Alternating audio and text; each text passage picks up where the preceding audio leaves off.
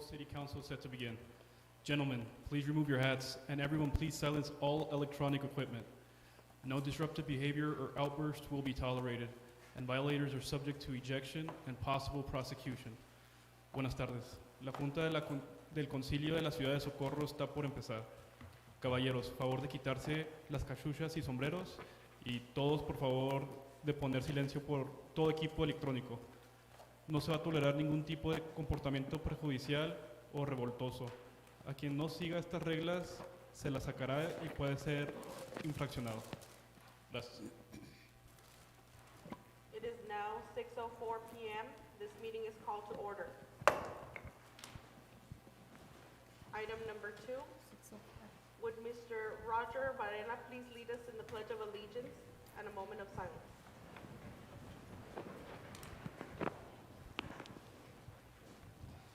If you could please join me in the Pledge of Allegiance. I pledge allegiance to the flag of the United States of America and to the republic for which it stands, one nation, under God, indivisible, with liberty and justice for all. Please remain standing for a moment of silence. Thank you. You may be seated.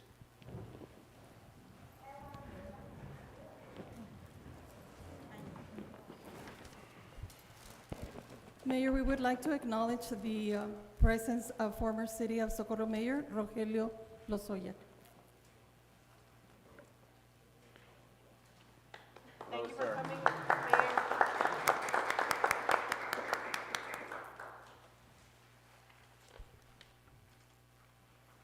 Item number 3, establishment of quorum. Ruben Reyes, Yes. Cesar Nevares, Here. Alejandro Garcia, Here. Mayor Ivy Avalos, Here. Rudy Cruz Jr., Here. and Ivan Colom Villalobos is absent. Mayor, we have a quorum.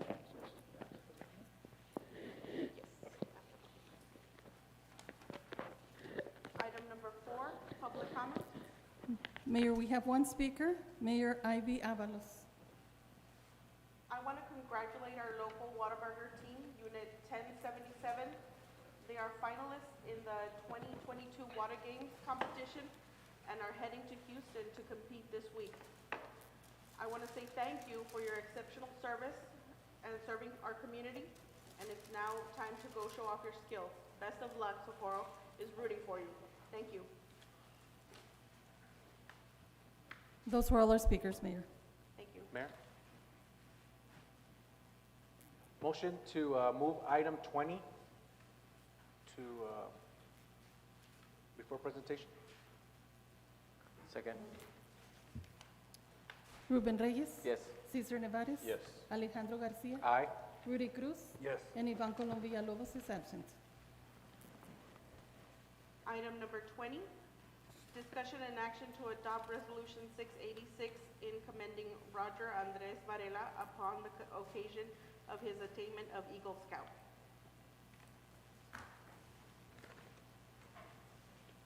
Would you please stand?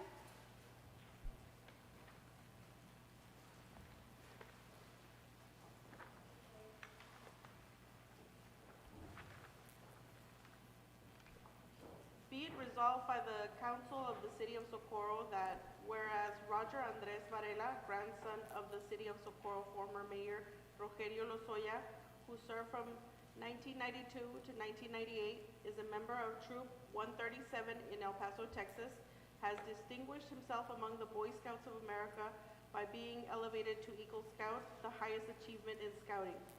And whereas his personal achievement demonstrate leadership, commitment to the principles of scouting and service to the community have brought him this honor. And whereas to attain the rank of Eagle, Roger Andres Varela earned 32 merit badges and served his troop in a variety of leadership roles. And whereas Roger completed a major community service project creating several memory activity boxes to help patients that have been diagnosed with dementia and Alzheimer's, to keep them engaged and possibly reduce the use of anti-anxiety medication. Now, therefore, be it resolved by the Council of the City of Socorro, Texas, Section 1, that this council and on behalf of the administration and citizens of Socorro, Texas, join the family, friends, and members of Boy Scout Troop 137 in commending Roger Andres Varela upon the occasion of his attainment of Eagle Scout and wish his every success in achieving his personal and professional goals. Section 2, that this resolution shall become effective immediately upon its passage. Congratulations. Do we have a motion? Motion to approve? Second. Ruben Reyes? Yes. Cesar Nevares? Yes. Alejandro Garcia? Aye. Rudy Cruz? Aye. And Ivan Colom Villalobos is absent.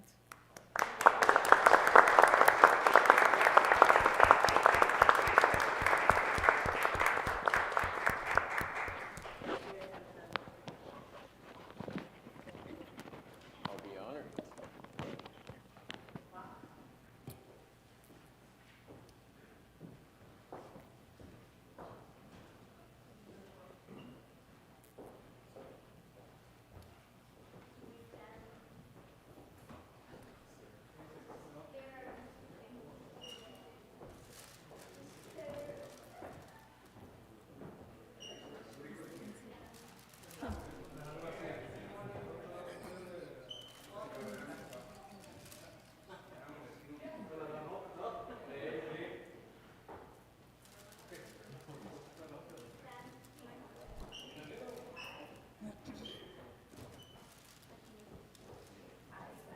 Smile. Oh.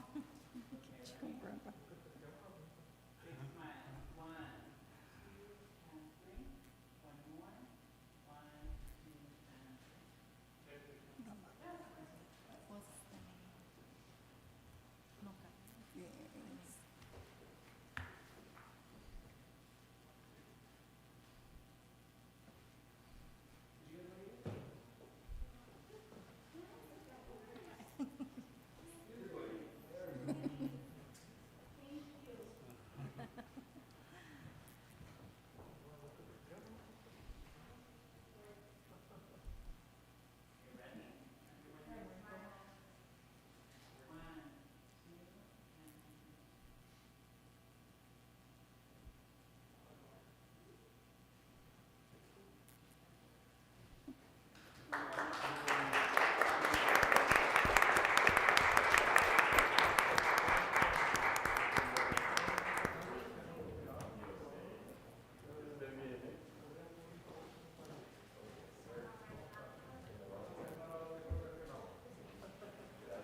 Congratulations. No, thank you, sir.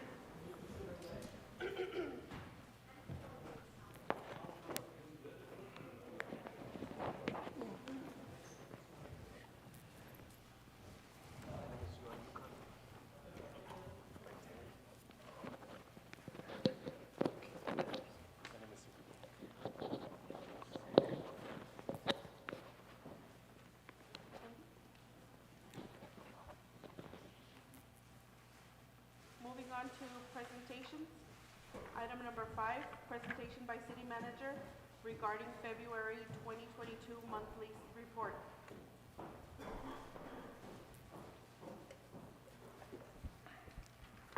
Good evening, Mayor and Council. I am going to provide you the city department's highlights for February 2022. Our municipal courts department collected $60,974, received 324 citations from Socorro PD, 12 citations from DPS, 17 animal control, and 47 ordinance violation citations. The HR department did have a civil service meeting on February 14th, approval of policies and procedures. We also had one new hire, Jose Quiñones, Economic Development Coordinator, and that is a grant-funded position. We also had one separation, Paola Gallegos, Communication Dispatcher. Our Parks and Public Works Department installed a new fence at Cougar Park and painted the restrooms. They did weed control through Marquez, Yamaha, Favila, Fray Vargas, and Valle Palomar. There were 10 sign replacements, and they continue with a systematic approach for weed control and maintenance of all parks. The police department received 1,709 calls for service, and officers continue to attend trainings to keep them in compliance with their certification. Our city clerk department prepared agendas and minutes for meetings scheduled for February 3rd and 17th, received 40 open records requests, and responded to 37. Our Planning and Zoning Department collected $14,156, issued 104 permits, 8 registrations, 12 applications, and 32 letters. Our Code Enforcement issued out 144 notices of violation, 107 cleared, issued 42 citations. Our Animal Control received 226 calls for service, 41 impounds, and 5 citations were issued. Our Recreations Department hosted a vaccination clinic, worked the expo for the El Paso Marathon, and the day of the event manned the water station. Our seniors celebrated Valentine's Day at Peter Piper. There were 200 senior welfare calls, 1,000 senior meals that were delivered, and our Socorro Youth Program has 163 participants. There were 8 lessons, and there was no HLC meeting due to lack of quorum. This is the 8th month we have not been able to meet due to lack of quorum. Also kept up with all social media platforms, media inquiries, and press releases. Our IT department prepared a ready-to-go live stream for the multimedia specialist.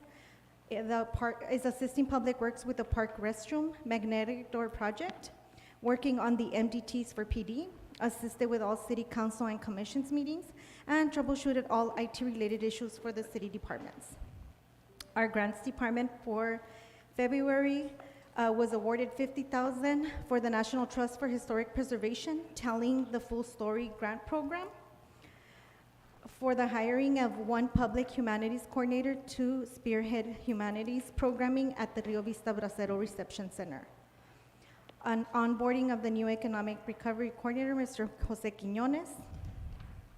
Submitted 3 grant applications to the Office of the Governors on behalf of the Socorro PD, requesting $82,347 for first responder mental health services, the Socorro Police Athletic League, and Socorro Crime Victims Advocacy Program.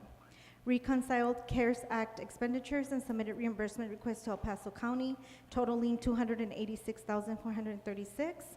Project management for the Andrew Mellon Foundation grant awarded to the Community Initiative to include coordinating of initial activities with the UTIP research team. And continue to follow up with city applications of the Texas Water Development Board for the Sparks Arroyo Drainage Improvement Project. Our city auditor finalized review of the bank reconciliations and journal entries for the month of December, completed internal audit for purchase card disbursement for October 2020 through February 2021. Also completed internal audit for cash disbursements from October 2020 and February 2021. Continued to audit the fuel management system for fiscal year 2021, and started the review of the Dannenbaum invoicing. That is the recap and the highlights for the month of February. I don't know if you all have any questions. Thank you. Thank you. Moving on to consent agenda. Do we have a motion? Motion to approve. Second. Ruben Reyes, Yes. Cesar Nevares, Yes. Alejandro Garcia, Aye. Rudy Cruz, Yes. and Ivan Colom Villalobos is absent. Moving on to our regular agenda. Grants Department, item number 14. Discussion and action and update on local share commitments for grant-funded projects, transportation projects, and future capital projects.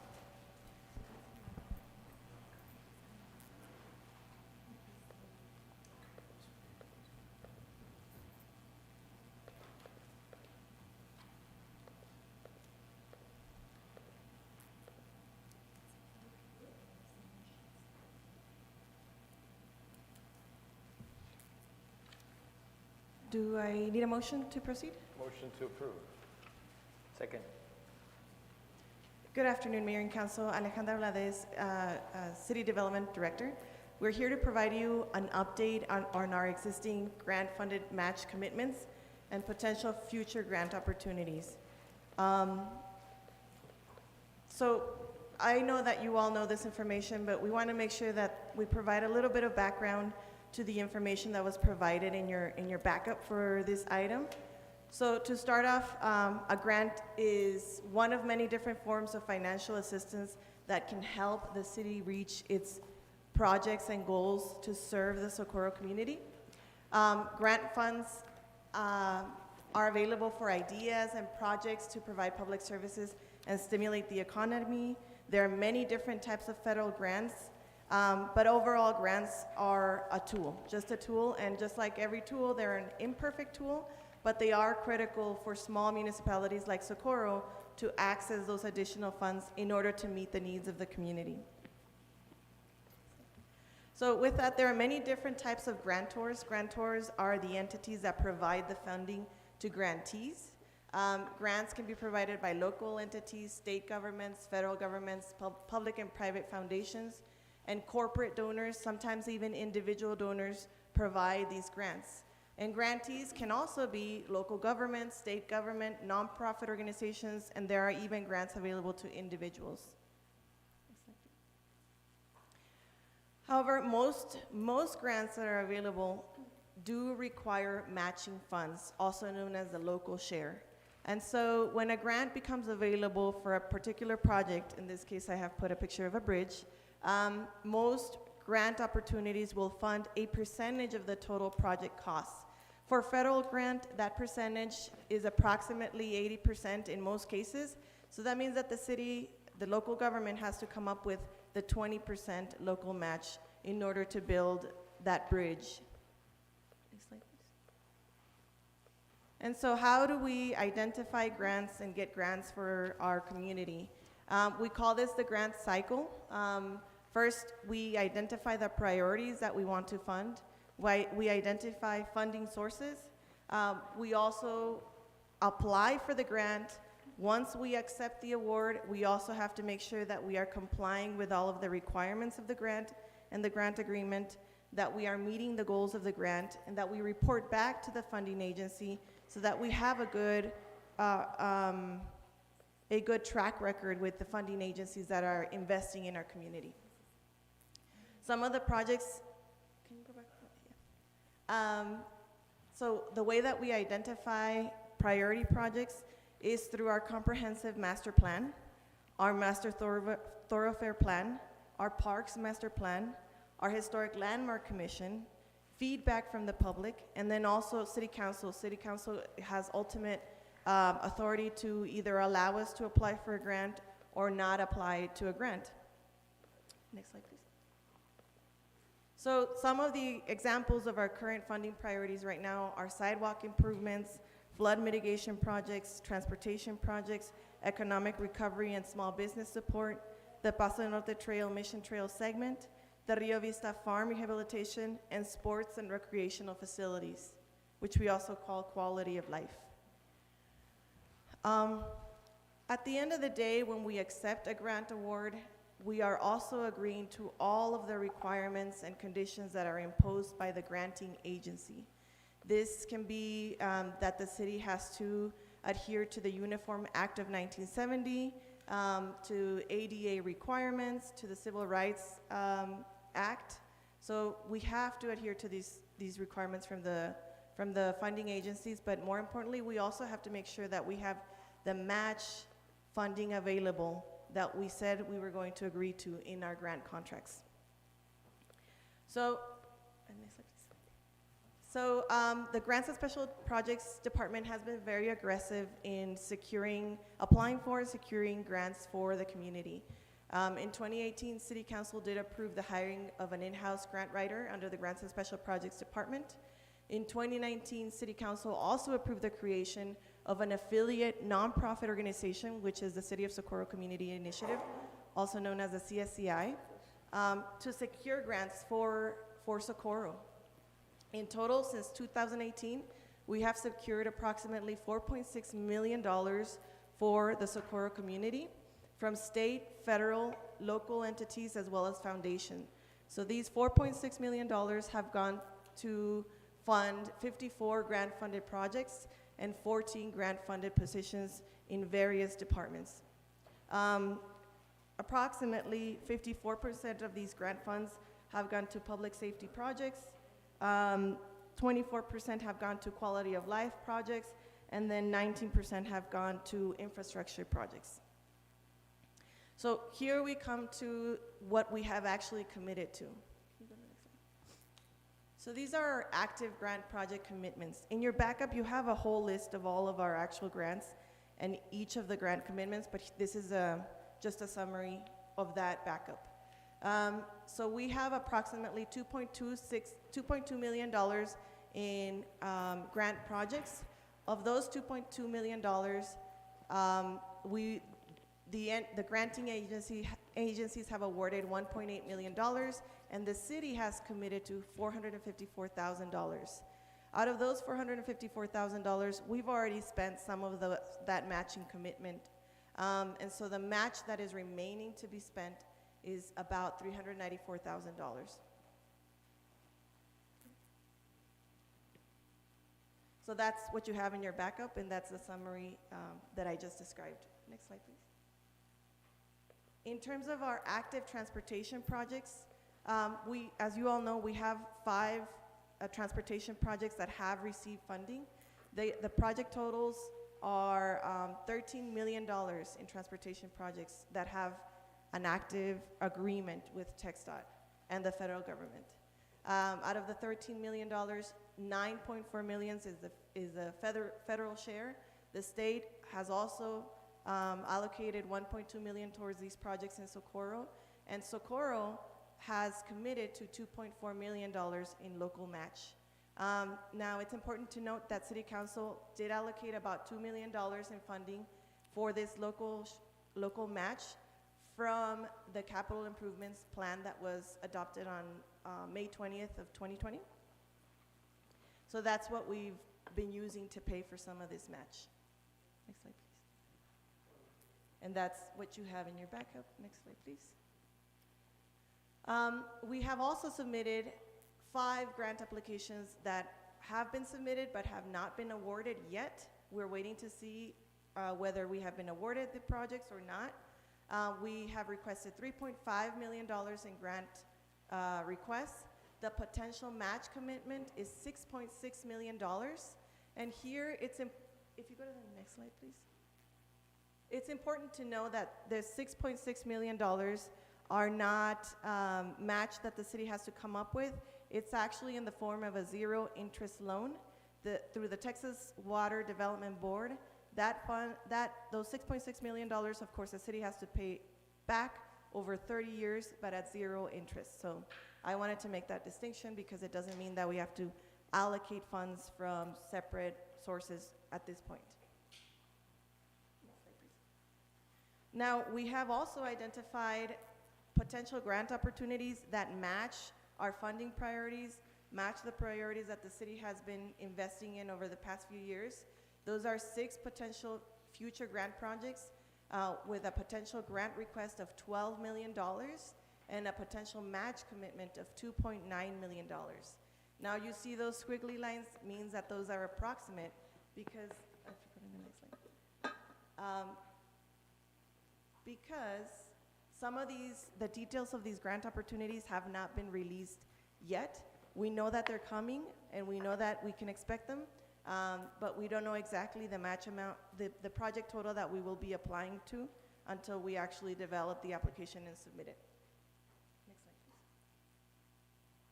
please. Now, in November of 2021, the federal government passed a bipartisan infrastructure law which approved $1 trillion for infrastructure, broadband, and utilities improvements across the United States.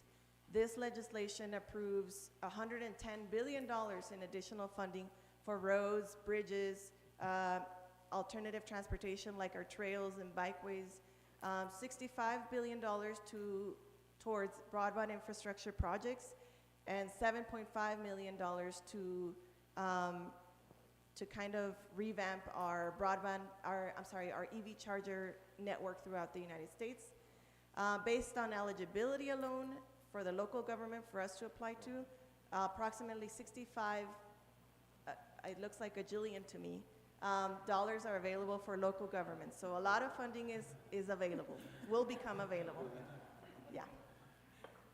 Next slide, please. So this is an example of one of the guidebooks that local governments have been provided. This lists all of the funding opportunities. Some of them it's not advisable for us to apply to because it doesn't match our priorities, our local priorities. But some of these grant opportunities we should be pursuing. Next slide, please. However, it's important that we communicate to you all what our matching commitments are and what we will need in the future in order to maximize these funding opportunities. Next slide, please. So in summary, the city has made approximately $2.8 million in existing matching fund commitments. And I say approximately because we have already spent down on some of those matching commitments. The city has also identified at least 6 future grant programs targeting priority projects with a potential of at least $2.9 million in future matching commitments. The infrastructure bill is coming. It's currently making its way through the state and federal agencies, and we know that notices of funding opportunities are going to be released soon for local governments to start applying to. And it's important to inform you all and the public that we do want to be very aggressive in bringing these funds to Socorro, getting our fair share of these dollars. But it's important that we allocate funding for future match commitments for these projects. We don't want to overcommit if we do not have the funds available for match, and we do not want to overcommit if we are not going to be successful at implementing these projects. And with that, I'm not sure if you all have any questions. Thank you. Thank you. Mayor, for the record, Mrs. Yvonne Colon Villalobos joined the virtually joined the meeting at 6:23. Ruben Reyes, Yes. Cesar Nevares, Yes. Alejandro Garcia, Aye. Rudy Cruz, Yes. and Yvonne Colon Villalobos. Use the left 2 lanes to turn left Yes. onto George Dyer. Moving on to planning and zoning. Item number 15, discussion and action on a request for adding additional funding for the Rio Vista Bridge project. Do we have a motion? Motion to approve. Second.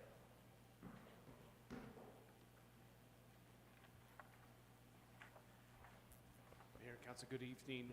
Carlos Gainar with Planning and Zoning Department. Hope you all are doing well. This is an item, and there's some information in the backup. So this is an item for a project that you all are familiar with. This is the Rio Vista Bridge project, and as you know, we are getting close to letting the project out in June and July with construction starting sometime in late summer.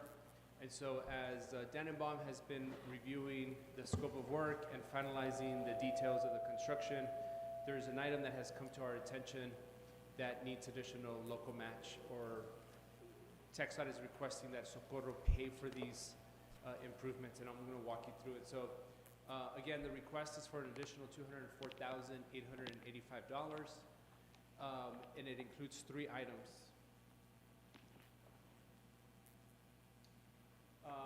It's about $13,000 for an island modification, and I'm going to walk you through the detail of the scope of work. And then, we're going to have to repave and restripe the area between Alameda and Rio Vista, and that's going to be about $18,380. And then the big item is the replacement of a new traffic light at about $173,435. Again, all that totals is $204,885. I also want to remind council that back in August, there was a request for about $13,000 for this project to add additional riprap on the canal through the bridge as it goes over the canal to add the cement. So that is part of the scope of work. So the next slides show the location pictures. So again, intersection of Alameda and Rio Vista. Here's the traffic light. I'm sorry, can you go back? So, yeah, this is the traffic light that would be replaced. The island where the traffic light is the one that needs to be relocated. Again, I'm going to walk you through illustration of the scope of work. Next slide, please.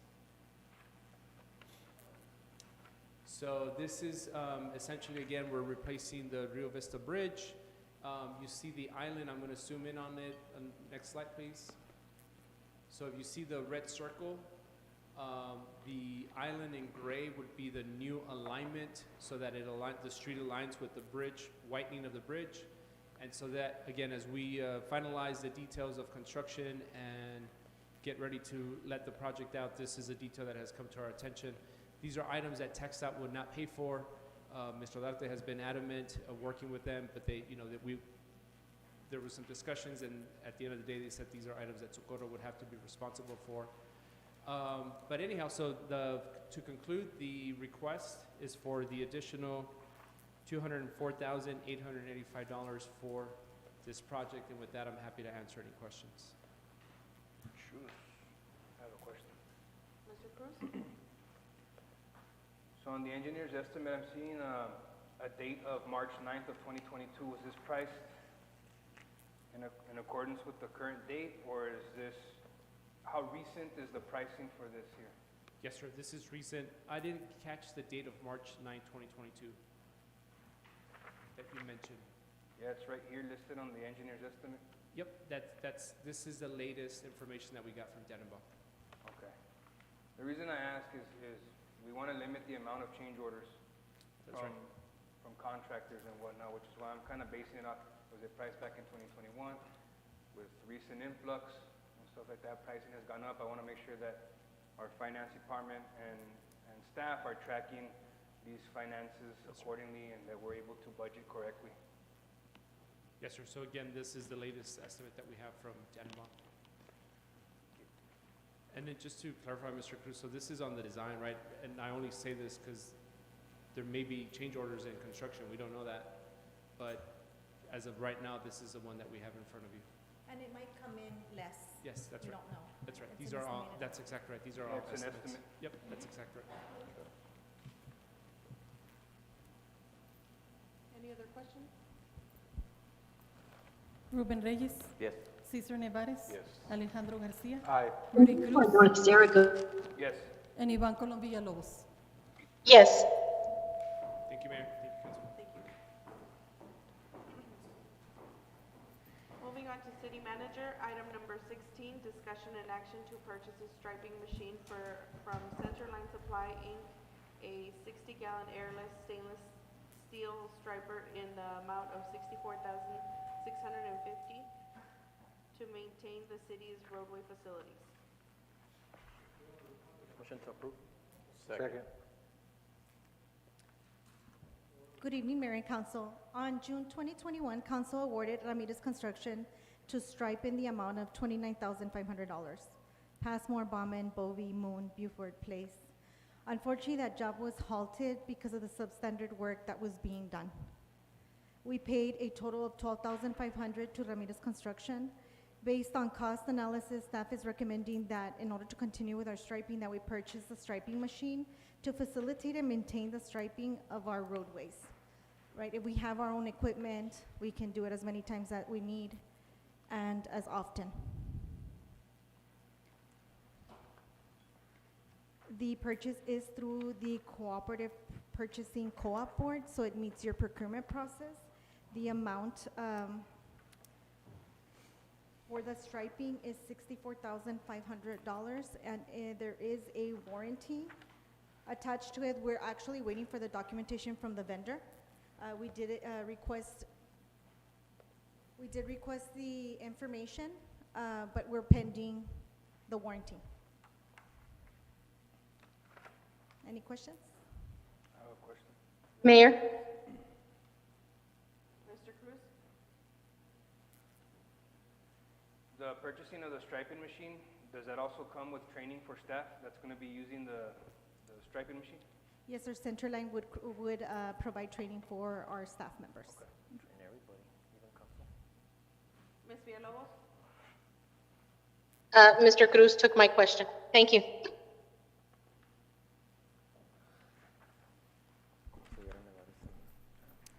Ruben Reyes, Yes. Cesar Nevares. Yes. Alejandro Garcia, Aye. Rudy Cruz, Yes. and Ivan Colom Villalobos. Yes. Item number 17, discussion and action to award RFQ 22-01 to 80 General Contractor, Inc. for professional services for median improvements on Nuevo Tanks Road for EPCC Mission del Paso, Access Road in the amount of $241,334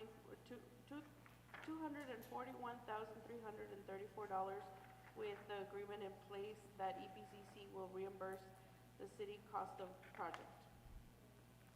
Motion to approve. Second. Mayor and Council, the purpose of this agenda item is to inform you that the Nuevo Hueco Tanks Road for EPCC Mission del Paso median improvement went out for bid in November of 2021 and received no bidders. It was reposted for bidding with a deadline of January 21 of 2022. We received one bid from AO Contractors, Inc.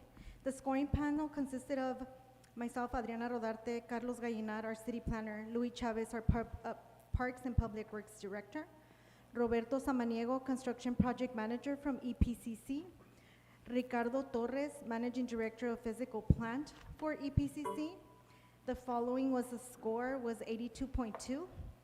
EPCC has worked in the past with the contractor, and we're satisfied with moving forward in awarding this contract to AO General Contractors.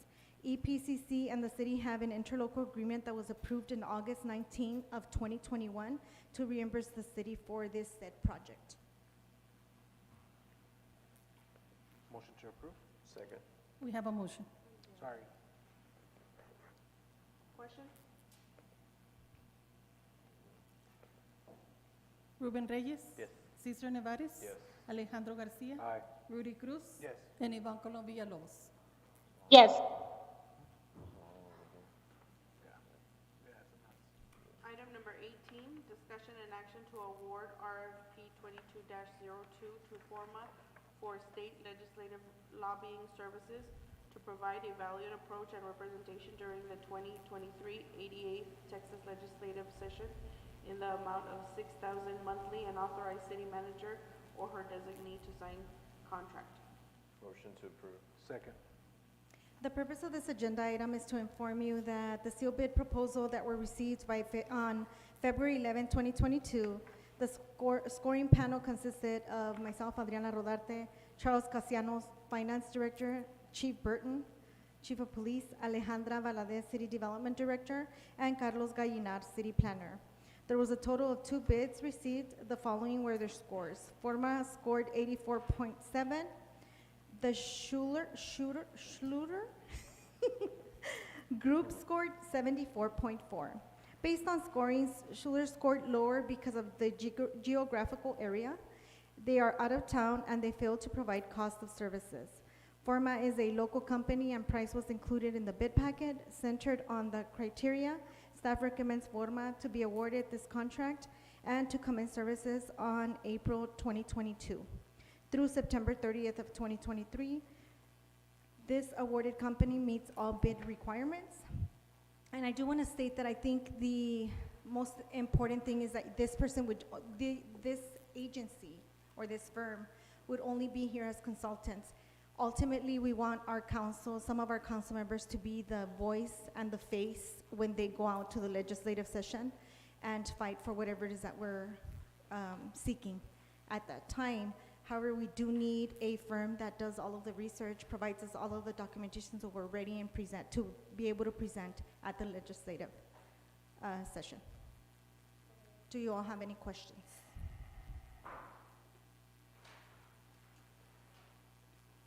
Ruben Reyes. Yes. Cesar Nevares. Yes. Alejandro Garcia. Aye. Rudy Cruz. Yes. And Ivan Colom Villalobos. No.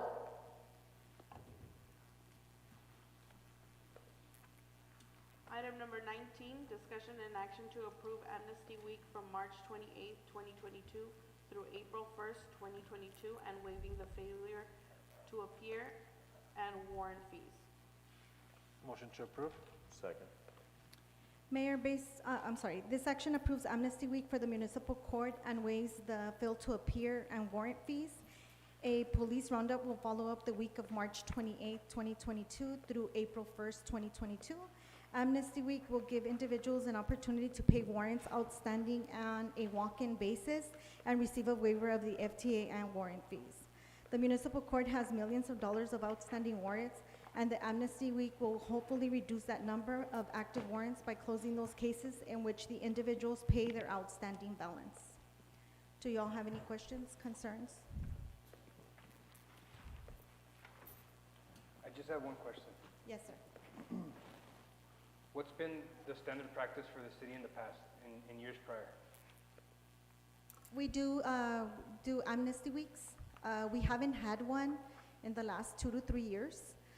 That's why we feel like it's time to get back on and offer the community the waivers of those FTAs, because sometimes they can waive, they're pretty hefty. So sometimes that encourages the constituents to come and pay their fees. Okay. Ruben Reyes. Yes. Cesar Nevares. Yes. Alejandro Garcia. Aye. Rudy Cruz. Yes. And Ivan Colom Villalobos. Yes.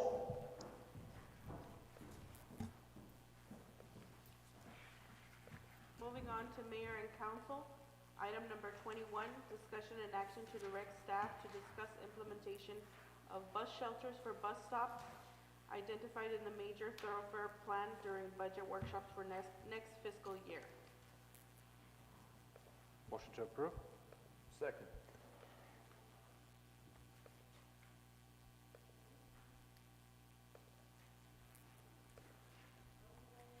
So good evening, Mayor and Council. The mayor had approached me asking regarding the bus shelters around the city. We did have our major thoroughfare plan that was approved in 2019 that identifies 7 locations of where bus shelters are located. The recommendation is that we go with the first 2 for this coming fiscal year.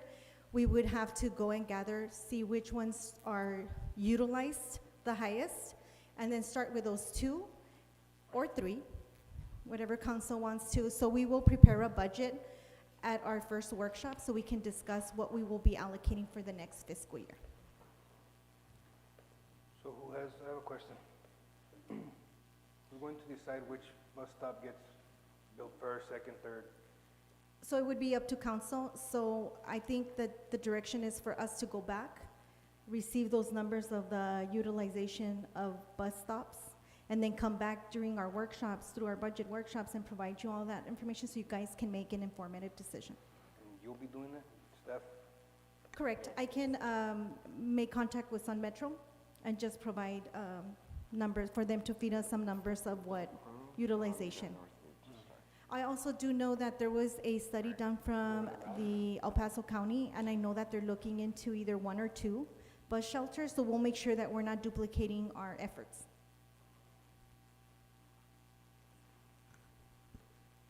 Ruben Reyes. Yes.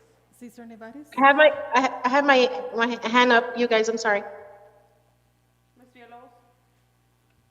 Ms. Rodarte, I know in the past we have talked about using local businesses for advertisement to help with the cost. Is that still in the plans? No, ma'am, so it could be part of the plan. It's just not the agenda item today. I think what mayor's direction was just to direct staff to prepare a budget. I think, that's always an option, right? If the city doesn't have to pay 100% of the cost, we always are for that. I just think that this agenda item was really focusing on making sure that staff brings an allocated cost to this new fiscal year budget. So with all that said, then it's something that we can incorporate in the future once we move forward? Correct. If you wish to bring an agenda item for us to go out there and look for support from the local business, we can definitely do so. But we need to And I'm get sorry. direction from council. Yes, ma'am. Okay, so we can't even add it right now if we wanted to.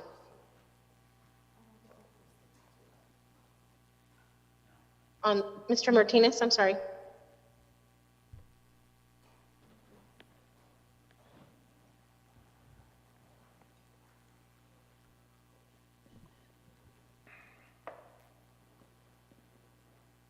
No, I do. Did I believe lose you? yeah, no, Sorry. I believe that would take a separate agenda item and separate vote. Okay, thank you for the clarification. Do we need to amend the motion to bring back cost, or just to approve? No, because, it says during budget workshops for next fiscal year. Ruben Reyes. Yes. Cesar Nevares. Yes. Alejandro Garcia. Aye. Rudy Cruz. Yes. And Ivan Colom Villalobos. Yes. Item number 22, discussion and action to direct staff to amend Chapter 46 zoning, Article 5 supplemental use regulations. Motion to approve? Second. So good evening, Mayor and Council. We have received a petition from the residents on East Lake Village. I do know that some of you have received some emails regarding their petition. So what they're requesting is that an amendment to the ordinance, since right now it says that a commercial can't be abutting a residential area. And the business that's being placed right next to their subdivision does not require rock wall because there is a street that's separating both of them. What they're trying to, or requesting from council, is if you all want to, moving forward, is making sure that even if there's a street between a residential and a commercial, that the commercial is required to place an 8-foot rock wall. However, I do want the residents to understand that this ordinance will move forward once it's adopted. Where they live now, that has been approved. It was approved a while back before they purchased their home there, but it's already been approved, so that wouldn't count for that area there. But anything moving forward would cover, but it's not gonna cover, they're believing that there's the Wing Daddies, and there's a potential commercial property next door that they're gonna be required to place a rock wall if this ordinance is changed. That is not the case, because that plat has already been approved with the old ordinance. Got a quick question. How long would it take for staff to revise the ordinance? I'll let Mr. Gallina answer that. Hello, Mr. Reyes. Why don't we shoot for 30 days? I mean, it's a relatively easy change, right? Looking at what the language that we would modify. What I would want to do is maybe compare other similar sized cities to Socorro, Horizon, maybe Las Cruces, maybe even El Paso, Laredo, just to see how they treat it and then come back with a recommendation for you. So why don't we shoot for the second meeting in April? Thank you. I have one more question for Mr. Cruz? Mr. Gallinar. Under the provisions of this chapter, what's designated as an open area? Yes, sir. What is considered? An open state area? parks? Yes, correct. So it's public area. It could be a park. It could be perhaps agricultural land, right? That's open space. It could be. Nothing private. I don't know. I mean, you could have a farm that is open space that could be designated. The definition of open space, recreation area. We can technically consider our front yard as a recreational area. No, sir, you can't. No? So that's what I'm asking. Is it private or public? Well, the distinction is not whether it's the private or public. The distinction is the characterization of the use, right? Like if I look at your front yard, it's your front yard. It's not a recreation area. It's not open space. It is auxiliary to your home, right? Your home is your structure. Your backyard, your front yard are secondary to your home. If I look at a farmland that's agricultural, that's open space, I know for a fact that that is agricultural open space land. If I look at a park, Cougar Park, Bulldog Park, right? It's a park. It's a recreational open area. So that's the distinction. And some you could, for example, I'm not sure if the code just makes the distinction between private and public, but you can't classify private land as open space. Were the homes built before the business was being built, or the business came in after the homes were built? The homes were built first. Yes, sir. Is it safe to say that our planning and zoning department failed to realize or to look at where the building structure of the business being built right now was going to create this issue in the future? Is it safe to say that?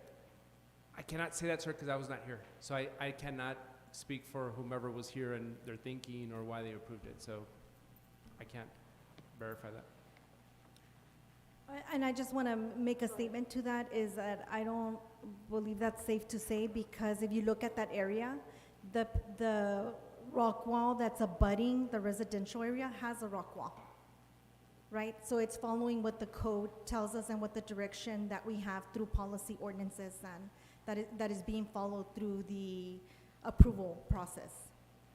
The other area, which is, it's a very small area, is that there is a street in between the commercial and the residential. But because in that same section, at the same time that it got approved, you could see like, well, why does this one does have a rock wall? Because it's abutting. There's no street in between. I don't know if that clarifies or that's not what you were asking.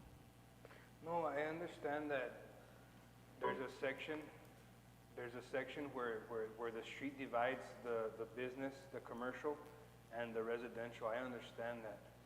But what I'm saying is that there's no type of fencing or wall of any sort that's going to, I guess, block the commercial from the resident. Technically, even though there is a street that separates the two, it's still the visual aspect of things is that's always been argued, right? It's the look of things. I mean, people come out in your front yard and there's a Wing Daddy's.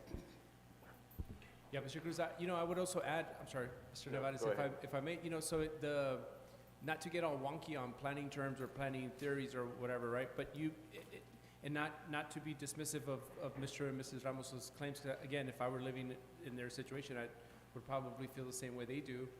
But there are many thousands of examples where you do have a house next to a store, right? It's the type of store. I think you hit it right. If it were, for example, a flower shop, not a big deal. If it were a coffee shop that wasn't serving alcohol perhaps, and the parking wasn't right in front of you, again, I say that loosely, not necessarily a big deal, right? So I don't want to uniformly say that commercial next to residential is uniformly a bad thing. It's not always, right? This is a circumstance that we find ourselves because of the Ramoses, and again, totally understand their situation. But moving forward, I don't want to, maybe there's a situation where we do look at it and the use is different, the design of the structure is different, it's on Socorro Road, it's compatible next apartments next to a commercial, right? It's on a case-by-case basis. But I think on this case, perhaps the city staff could have done better, right? Just to review it a little bit different. Mr. Nevares? It's just a comment, and it could have been, I wouldn't say it was, because and I could be mistaken, but I think the sale of those properties, commercial properties, came after the fact. So that is where things changed. And that's why I'm saying it couldn't have been planning and zoning's fault, in my opinion, but I mean, these are things we face and learn from, so let's make whatever Changes need to happen. Mm-hmm. Question. Ms. Villalobos? Just real quick, let's say that in the future, these few places that have already been approved, the rock wall is not going to be there, and it poses a danger or some kind of a nuisance that we're constantly getting complaints about. Is there anything the city can do? I know it's private property, but for the safety of the neighborhood, is there anything that we can do in the future?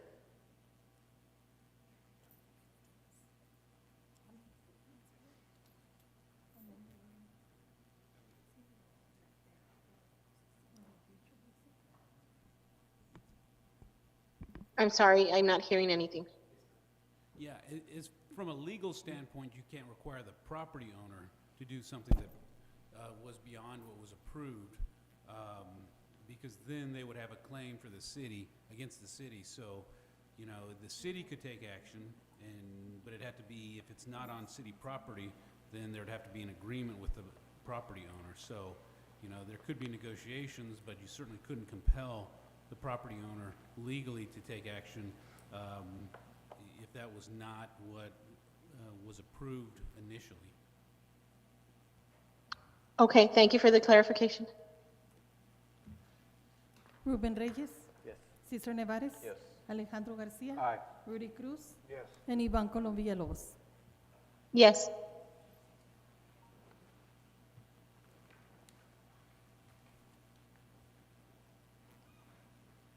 Item number 23, discussion and action on approving city manager's evaluation consideration to amend contract for compensation and discretionary bonus based on the evaluation results. Motion to approve. Second.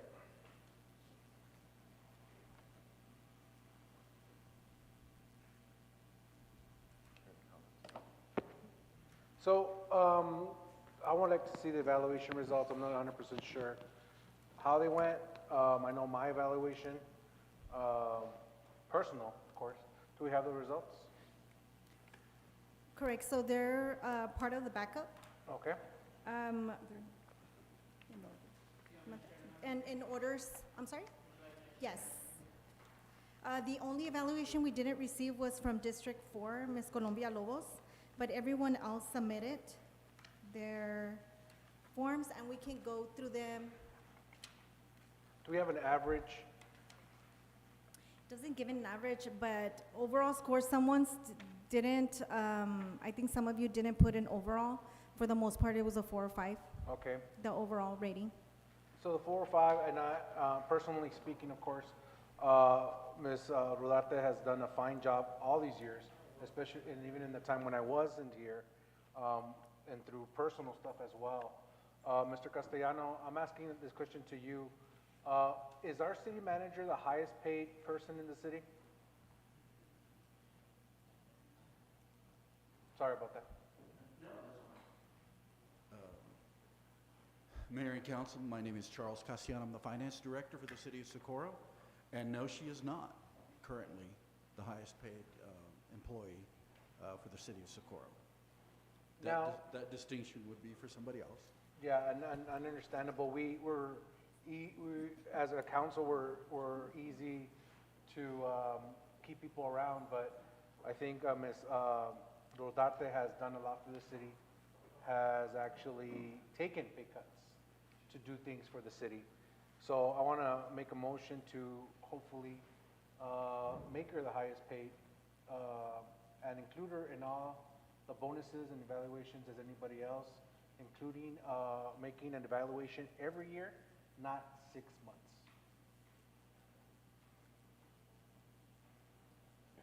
I second that.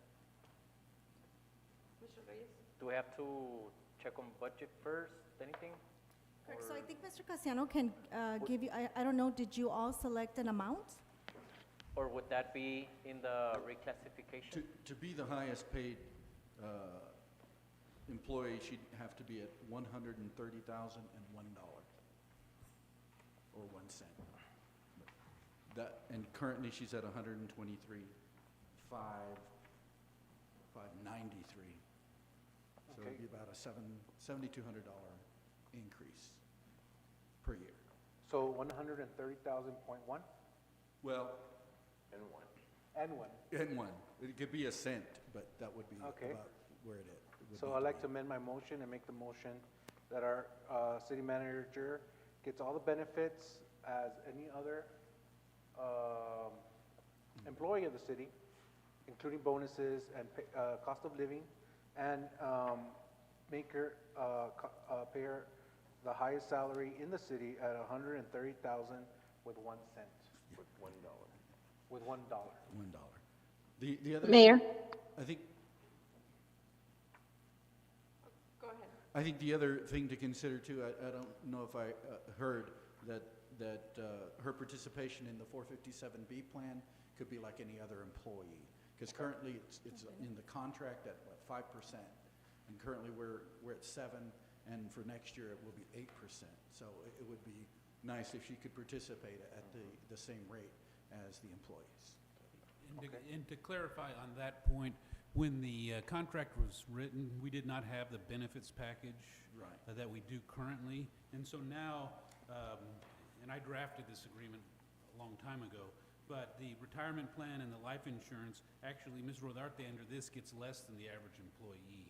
And so I think we can just eliminate the retirement plan and the life insurance provisions and just have her benefit package the same as the standard employee, except there are a few other allowances in her current contract. But as far as retirement plan and life insurance, those can be at the same level as our existing employees, because back initially, particularly when Mr. Norfleet was the city manager, none of these benefits were available to the regular employees. So I would eliminate those two provisions.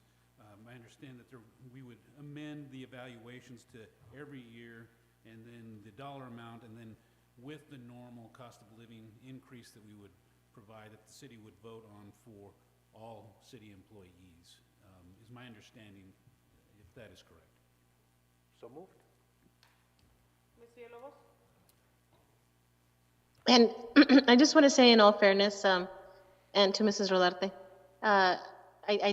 I was not in the right state of mind when the deadline came about turning this in. I had just had my 6th surgery, and the deadline, when I found out, I had a few hours, and I just was not in the right state of mind. But I just want you to know that I did read the backup, and I do agree with most of you. So, and for transparency, I know, you know, Ms. Rodarte deserves, you know, every penny that she receives. But for transparency, I know that there's other bonuses or allowances that she gets, Mr. Casiano.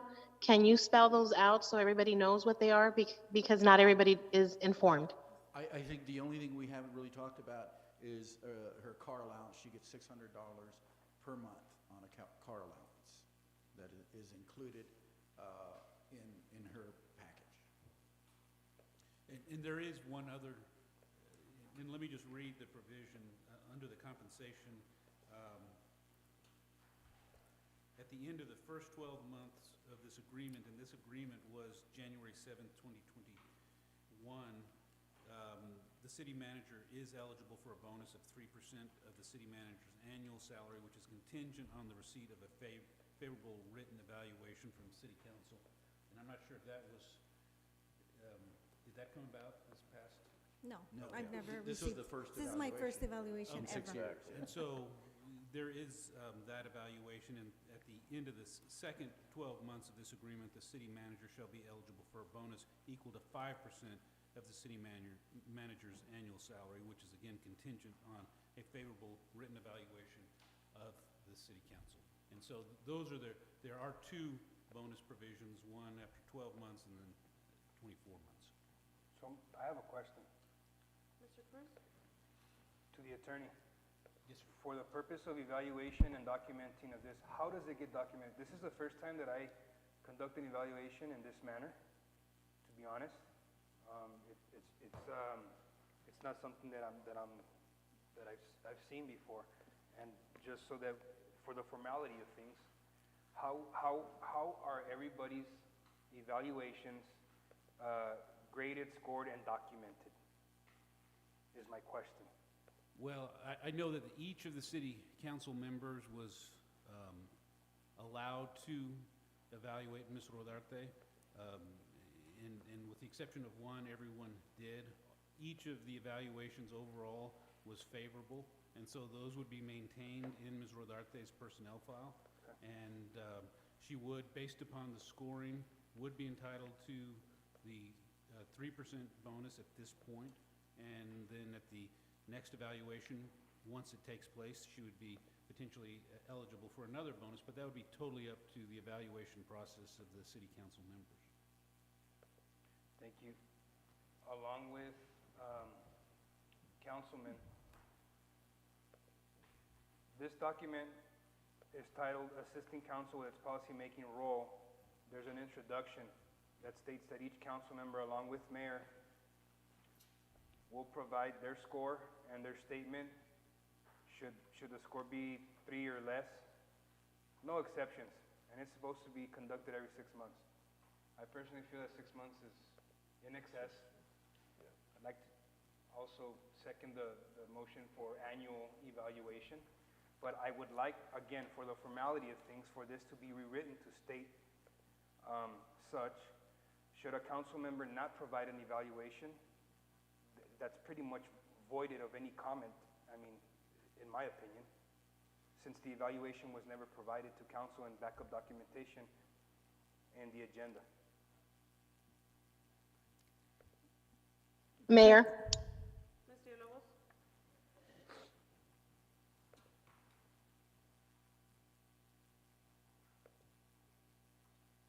Go ahead, ma'am.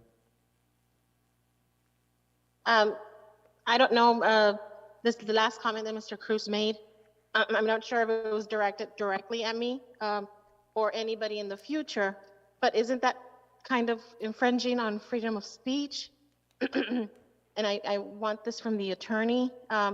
We shouldn't impose those kind of I don't think we should be forced if they don't want to, you know. But you know, if they don't want to provide any feedback, my reasoning was very valid. And to address the question, essentially, we're talking about a contractual relationship between the city and Ms. Rodarte. The city council can, have terms as far as what is going to be included in the evaluation, what's not, and what is going to be considered for the purposes of compensation under the contract. Right now, the contract, it could be tightened up a little bit as far as what a favorable evaluation is. I think in this case, it's quite clear that Ms. Rodarte received a favorable evaluation, but that, if the motion is amended, that could be added that only for the purposes of that paragraph, only those evaluations that were received in writing from each city council member would be considered as part of the evaluation, and whether it's a favorable evaluation. I think that would be appropriate from a legal contractual standpoint. Well, and I got one more statement to make. As elected officials, we're placed in these seats to provide accurate, correct, and concise evaluations, okay? We have a duty and a purpose on this table. Can you imagine if we all decided not to provide an evaluation at this point? There would be no decision made right now on this agenda item. It would be deleted. We're wasting the staff members' time. We're wasting the city's time. That's why I mentioned, for the formality of things in this policy-making role in the introduction, I feel that it should state that all city council members are obligated to provide an evaluation when it's in accordance with a contractual agreement with the city manager and the city, because every member on this table represents the city at that capacity. Am I right or am I wrong? Correct me if I'm wrong. No, I mean, you're correct that each city council member has the opportunity to engage in that process. Now, whether you can require it, I think you can state that from a legal standpoint, only those that have actually made the evaluation will be considered as far as the evaluation of Ms. Rodarte. I don't think you can compel a city council member to give an evaluation, but I think that you can consider those who actually made the evaluation. Mayor. Ms. Villalobos?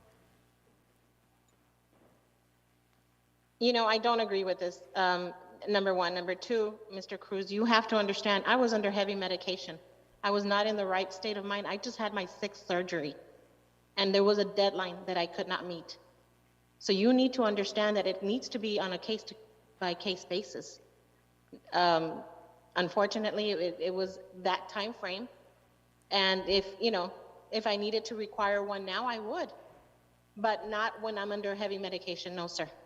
So you guys need to think about on a case-to-case basis. And if you want to add the wording, that's fine, but it needs to also say on a case-to-case basis, because this is exactly what happened. Ms. Villalobos, your presence at our meetings have also been on a case-to-case basis, because you missed last city council meeting, and the day following right after, you held a party at your house.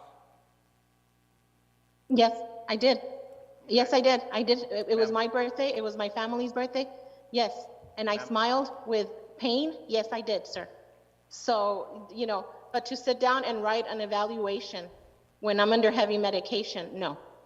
I'm sorry, no. And plus, by the way, Mayor sent me an email and she says, hey, the evaluation for Ms. Rodarte is due today at this time. I couldn't. I just could not meet the deadline. So, you can say whatever you want, but that's not exactly what happened. So if you want to add your verbiage, that's fine. You want to be mean about it, that's fine. But do it on a case-to-case basis. Mr. Reyes? That's why I said what I said earlier. You know, I read the backup, and yeah, I agree with most of you, a lot of you. Some of you I don't, or some of the questions. So then remove no Okay, exceptions. no. Order. Mr. Reyes? We're here to discuss the item. Let's not get off the item. Make it simple. Every second meeting of March, every year, you got a year to fill it out, and let it be it. Thank you, Mr. Reyes. Mayor, Mr. Cruz? then let's remove no exceptions from the wording and That's fine. just place whoever wants to. Okay. Or whoever has time, or Whoever has time? it looks like that's what we're Is that going what off. you're saying? Well, the wording needs to be changed. I understand For that the formality of things. she was in a different state. I don't understand why you can't understand that. Someone that's medically incapable of making an evaluation, I wouldn't take that evaluation. That's why last time I was giving you courtesy to make that evaluation a little bit longer for your sake. Because you had been here for, what, 2-3 months? Since November. Since November, probably, you said December. November is when I was sworn in. Mayor. Yes, sir. I just want to reiterate my motion. My motion is to pay our city manager $130,001, right, or $1. $1. Make her evaluation 12 months. Give her the benefits as every other employee here, including her bonuses. Second. I got one question or comment. I don't know if it's, so we're doing it for Ms. Rodarte, or we're doing it for the position? It's gonna be on the contract for the position, right? Performance-based. It's performance-based, it's my evaluation, mine. Yeah, it's solely for Ms. Rodarte. The contract is with Ms. Rodarte. We typically would negotiate with each incoming senior member of the staff, particularly city manager, and so this would only impact Ms. Rodarte and her contract. Correct, and the job description is part of the charter? Right, yes. So the job description is part of the charter that you will need to go out to vote, right? So this is just my contract and an evaluation that I haven't received in 6 years now. Thank you. Yes, Ruben Reyes? yes. Cesar Nevares? One I moment, wanna please. make a comment. Ms. Rodarte? So I want to make a statement to council. I want to thank you for taking the time and providing me some feedback.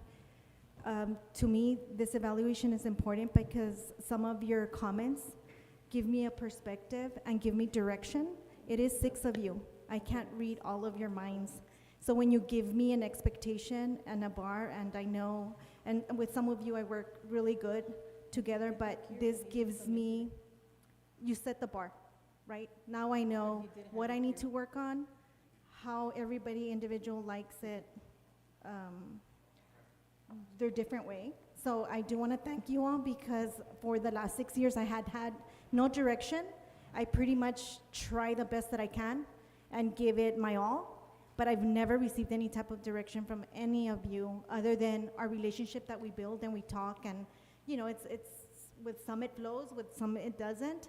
But this does give me something to work with, and I appreciate that. Thank you.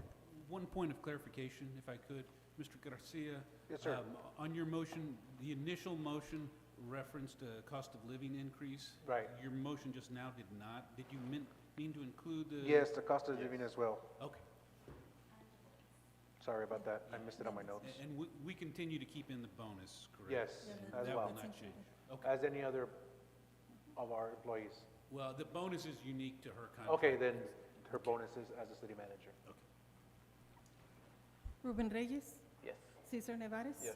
Alejandro Garcia. Aye. Rudy Cruz. Yes. And Ivan Colombia Lopez. Yes.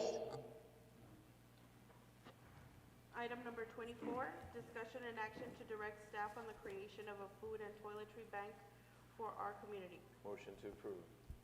Second. Hi, everybody, this is my motion. You know, we all went through COVID, and that was the biggest, you know, I wasn't here, but there are some things that just, we all weren't prepared for, and I want to make sure, and not even just for COVID or any other tragedy, is just making sure that people get fed if they need to be fed, if they have toiletries as well, because it's not just food, it's insecurity of necessities, toilet paper, anything else we need. And this is something that we had a meeting today about it. It's something great. I believe that we can take care of each other.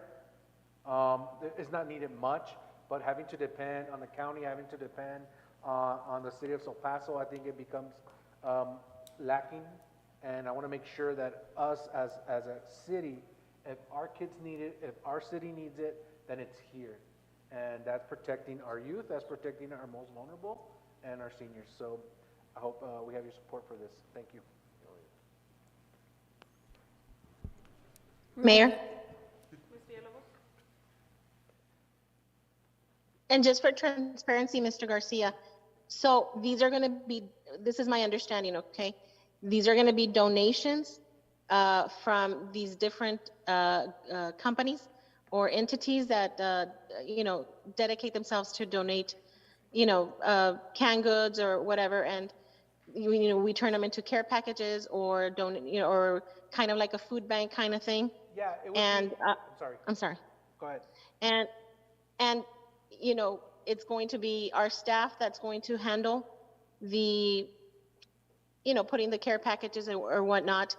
And then if we need to, in the future, if it's a successful program and it becomes big, maybe hire on for, or ask for volunteers, correct? Yes, ma'am, exactly. We've talked about community service for our high school students, especially that they would know people and they would have brothers and sisters in the elementary schools that need certain items. And that's, it grows to that, and it grows to whatever we put the work into it. Yes, ma'am. Thank you for the clarification, sir. Ruben Reyes. Yes. Cesar Nevares. Yes. Alejandro Garcia. Aye. Rudy Cruz. Yes. And Ivan Colombia Lopez. Yes. Item number 25, discussion and action to hereby proclaim the month of April to be designated as Autism Awareness and Acceptance Month, and to have all city buildings change their outside lights to blue for the month of April to promote awareness. Motion to approve. Second. So this is my second item. Autism awareness is something very big in April. Again, our students that are diagnosed are not diagnosed but have autism is something that is becoming more common here, and especially in lower income areas and humble areas like ourselves. And we want to make sure that they know that they have the support. And here in the city of Socorro, and turning our lights blue is a symbol of that. I believe it will become a more nurturing and open community to our disabled students, disabled adults as well. We can make sure that we have open city and make sure that people are welcome here. And something like that strikes me a lot is our chief of police wanting to bring somebody to ride in their car for our crisis management, who will be a counselor. I think that's amazing, because a lot of people that do suffer mental disabilities or any disabilities are not understood, and having a counselor in a police car would actually help with any situation of that. And I believe the city of Socorro is going to be welcoming to this, and turning the light blue will help let everybody know that the city of Socorro is welcoming to students with autism or anybody with autism. Thank you. Is there a motion? Yes, we do. Ruben Reyes. Yes. Cesar Nevares. Yes. Alejandro Garcia. Aye. Rudy Cruz. Yes. And Ivan Colombia Lopez. Yes. Item number 26, discussion and action to approve the appointment of Maria Angeles to Historical Landmark Commission, Place 3. Motion to approve. Second. Mayor and Council, Ms. Angeles is not available, just, it's intercession, so they're out on spring break. But she will contact. Okay. She has an appointment with the city clerk at 3 to get sworn in and complete her paperwork. Ruben Reyes, Yes. Cesar Nevares. Yes. Alejandro Garcia. Aye. Rudy Cruz. Yes. And Ivan Colom Villalobos. Yes.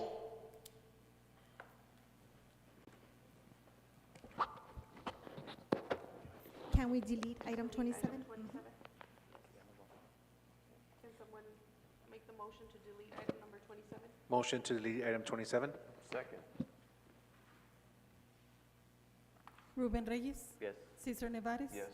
Alejandro Garcia. Aye. Rudy Cruz. Aye. And Ivan Colom Villalobos. Yes.